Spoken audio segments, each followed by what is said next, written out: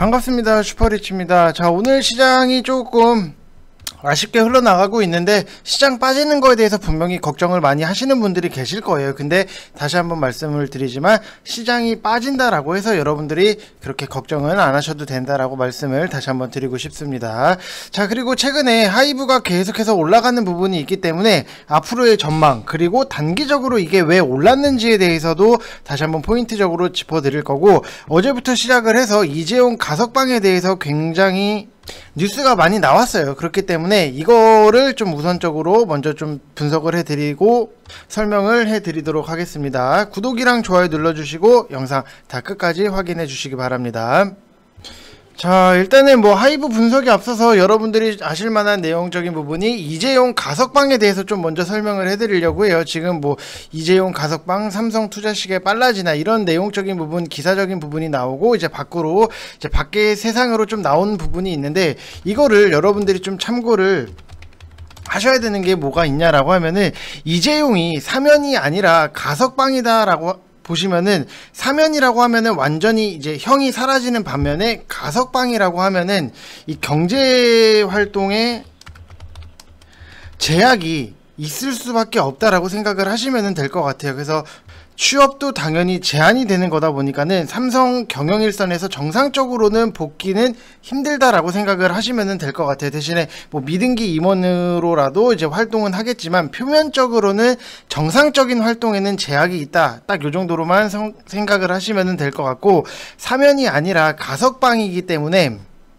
시장에서는 조금은 악재로 본다라고 보여지는 부분이, 뭐 삼성물산 같은 경우에는 좀 하락적인 부분이 나오고, 호텔신라 같은 경우에는 상승이 나오다가 뭐 시장이 밀리면서 같이 좀 밀린 부분은 있는데 뭐 크게 밀리진 않았다라고 생각을 하시면 될 것 같아요. 그래서 아침에 오른 게 호텔신라인데, 지금 삼성물산이랑 호텔신라 같은 경우에는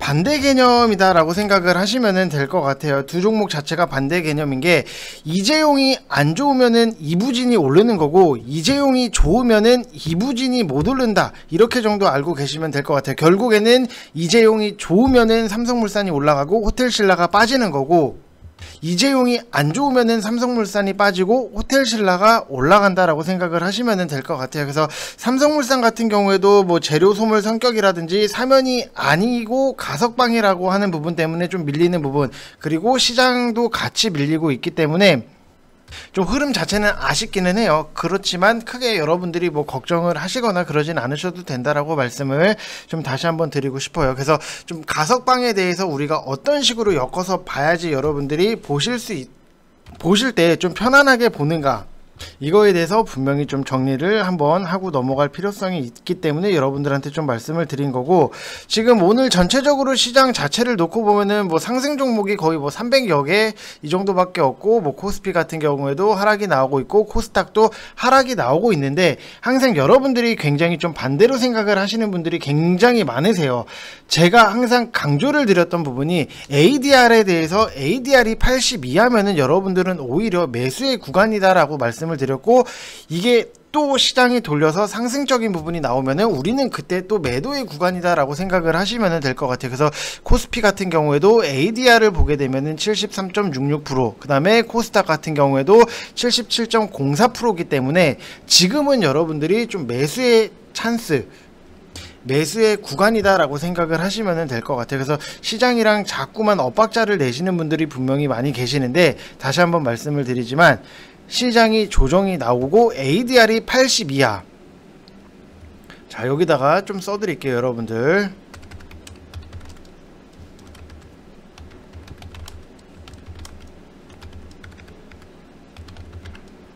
매수의 찬스다 라고 생각을 하시면 될 것 같습니다. 자, 그리고 뭐 지금 시장에 대해서 분명히 걱정을 많이 하시는 분들이 많이 계시는데, 예를 들어서 뭐 A라는 뭐 종목이 있어요. 자, A라는 종목이 있는데 굉장히 호실적을 발표를 했어요. 자, 퍼 자체가 뭐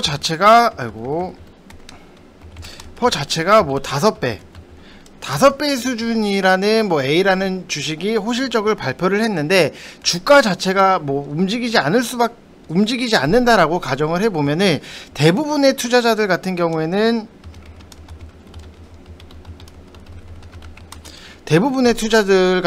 이 주식을 보유를 하지 못해요. 왜냐?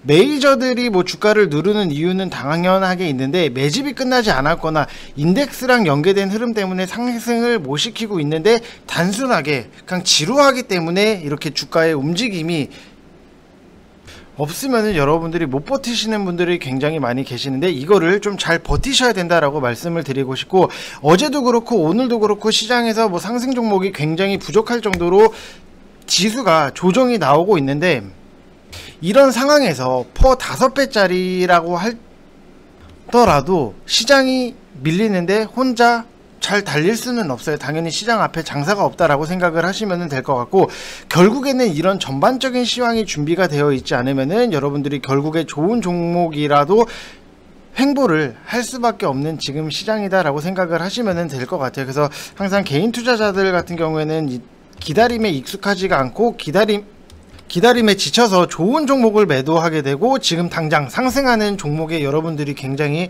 좀 초점을 맞추게 되는데, 결국에는 국내 시장이 7개월 넘게 증시가 횡보를 하고 있는데, 특히나 뭐 6월 말부터 시작돼서 이어진 뭐 지수라든지 종목들의 괴리로 굉장히 피곤한 시장이다. 그럼 결국에는 아래든 위든 변동성이 나와야지 이 지루한 횡보가 끝이 난다라고 생각을 하시면 될 것 같아요. 그래서 지금 당장에 여러분들 뭐 갖고 계신 종목에 대해서 이게 왜 이렇게 안 가지?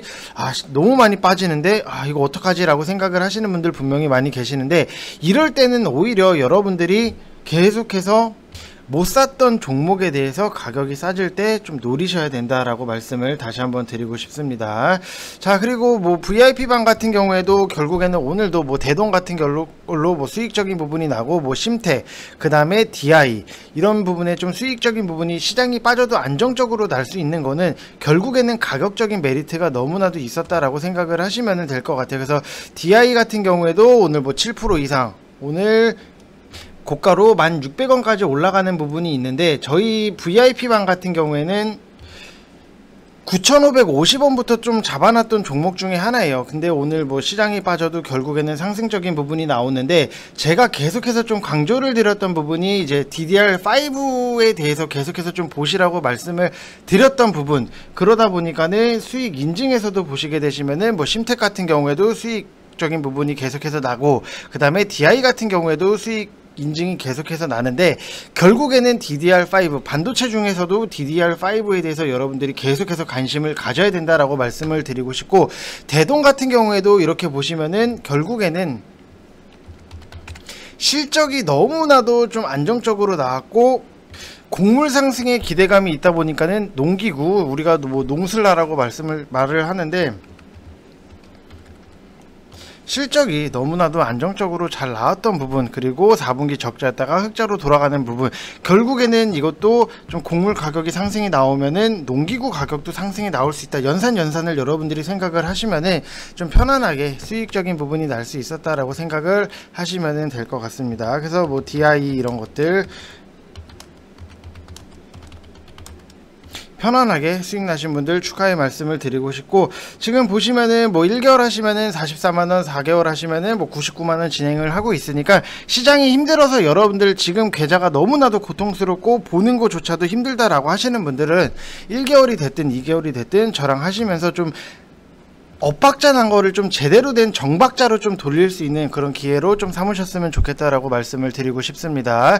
자, 그리고 뭐 심택 같은 경우에도 결국에는 하이브 전에 제가 설명을 드리려고 하는 게, 지금 보시면은 지금 연기금이 계속해서 좀 심택은 너무나도 많이 들어온 부분이 있어요. 뭐 중간중간에 뭐 조금 나간 부분은 있는데, 여기서부터 이렇게 되돌아 보면은, 자, 지금 보시면은, 자, 6월 29일부터 웬만하면은 뭐 소량 조금 나가는 거는 있는데, 너무나도 매수가 크게 들어왔던 부분, 그럼 결국에는 연기금이 좀 매집을 들어갔던 부분인데, 6월 29일을 보면은 여기서부터 지금 연기금이 매집을 하면서 여기까지 올려놨다 이거예요. 그러면은 하이브도 우리가 좀 미리미리 좀 알고 좀 눈치껏 행동을 할 수 있었던 게 뭐냐라고 하면은, 결국에는 연기금 수급이 굉장히 빵빵하게 들어왔던 부분, 그러면은 초보자분들이나 나는 지금 시장에서 뭘 해야 될지 모르겠다라고 하시는 분들은 연기금 수급 자체가 굉장히 좀 빵빵하게 들어온 종목들에 대해서 여러분들이 관심을 갖고 보셔야 된다라고 말씀을 드리고 싶습니다. 자, 그래서 보시게 되시면은 지금 뭐 7월 9일부터 시작을 해가지고 하이브는 계속해서 좀 들어 올린 부분이 있는데 7월 9일 여기서부터 연기금이 계속해서 매집을 하면서 여기까지 올려놨던 부분이 있기 때문에 분명히 연기금이 매집을 하는 거에는 분명히 이유가 있어요. 우리가 알지 못하는 연기금만 아는 좋은 이슈적인 부분이 있기 때문에 연속적으로 매수가 들어올 수밖에 없다라고 생각을 하시면 될 것 같고, 심택 같은 경우에도 결국에는 연기금이 매집이 들어오면서 좀 큰 폭으로 상승이 나왔던 부분, 그리고 뭐 명신산업 이런 것들도 대표적으로 보게 되면은 뭐 어제 뭐 오늘 추가적으로 상승적인 부분이 나오고 있는데, 자, 연기금이 정말로 미친듯이 사요. 여러분들 여기서 보면은 지금 6월 3일부터 뭐 몇 번 중간에 뭐 판 것도 거의 없을 정도로 6월 3일부터 계속해서 매집을 들어갔던 부분이 있는데, 결국에는 6월 3일을 보면은 이 위치예요. 여기서부터 연기금이 계속해서 모아가다 보니까는 결국에는 이렇게까지 올렸던 부분. 그러면은 여러분들이 아무것도 모르겠다 하시는 분들은 연기금 수급을 무조건적으로 보시라고 말씀을 드리고 싶고, 솔직히 연기금 수급을 여러분들한테 더 초보자분들은 보시라고 말씀을 드리는 것 중에 하나가, 연기금이 잡주는 안 사요. 그렇기 때문에 내가 뭐 어떤 종목에 대해서 모르겠다라고 하시는 분들, 나는 재무제표를 잘 모르겠다라고 하시는 분들은 연기금이 매수가 들어왔던 흔적이 있는지 없는지에 대해서를 여러분들이 체크를 하시면은, 만약에 연기금이 들어왔던 흔적이 있다라고 하면은 그래도 재무적으로 여러분들이 좀 눈치껏 보시면은 잡주는 아니다라고 생각을 하시면 될 것 같고, 연기금이 들어왔던 흔적이 없으면은 그거는 조금 잡주일 수 있겠구나라고 생각을 하시면 될 것 같아요. 그래서 대표적으로 뭐 BDI를 제가 너무나도 좀 여러 번 말씀을 드려서 뭐 BDI 갖고 계신 분들한테는 좀 죄송스러운 말씀인데, 그러면은 사지 말았어야죠. 영업이익 같은 경우에도 작년에 적자, 그리고 올해 1분기도 적자인 부분이 있는데, 여기서도 보게 되면은 연기금이 들어온 흔적 자체가 없어요.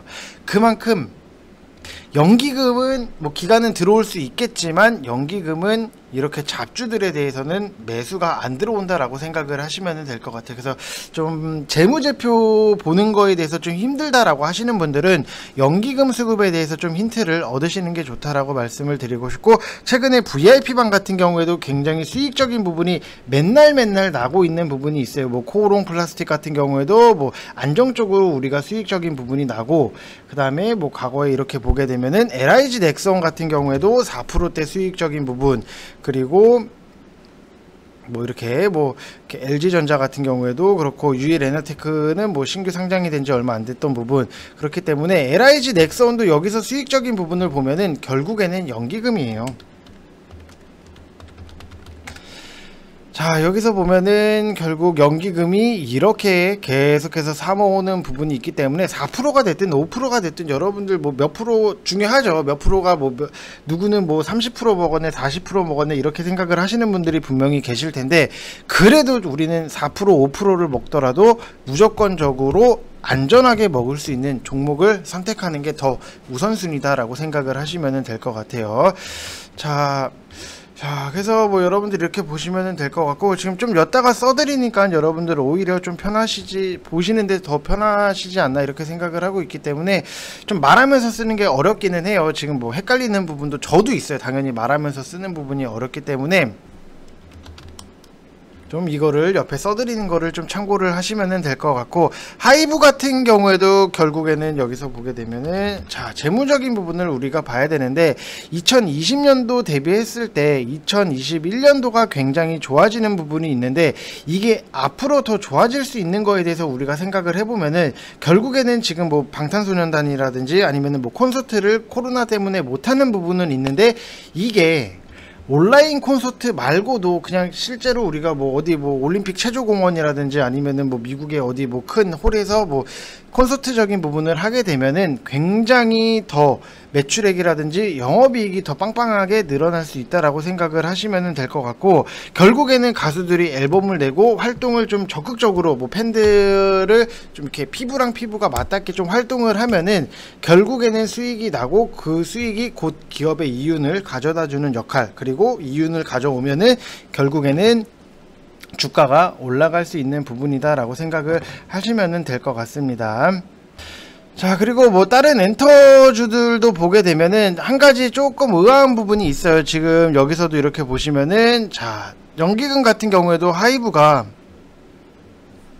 굉장히 연속적으로 좀 매수를 한 부분이 있는데, 지금 적극적으로 매수를 한 시점이 7월 9일이고 YG 플러스 같은 경우에도 지금 적극적으로 매수를 하기 시작을 한 시점 자체가, 자, 7월 뭐 14일부터 시작을 했던 부분이 있기 때문에, 그리고 JYP 같은 경우에도 연기금이 여기서부터, 자, 이렇게 보시면은 뭐 중간에 나간 것들을 다 제외를 하고 보시면은 뭐 7월 29일, 뭐 6월 29일, 6월 30일부터 좀 연속적으로 매수가 들어왔던 부분이 있기 때문에, 지금은 좀 엔터주들에 대해서 연기금이 계속해서 좀 매집을 하는 흔적이 나오고 있다라고 생각을 하시면 될 것 같아요. 그래서 좀 굳이 엔터주를 보자라고 하면은 저는 하이브를 좀 1순위로 보고 있는 부분이고, 결국에는 연기금이 계속해서 좀 받치다 보니까는 지금 시장이 빠져도 올라갈 수 있는 부분이, 큰 폭은 아니더라도 올라갈 수 있는 부분이 있다라고 하면은 여러분들이 좀 연기금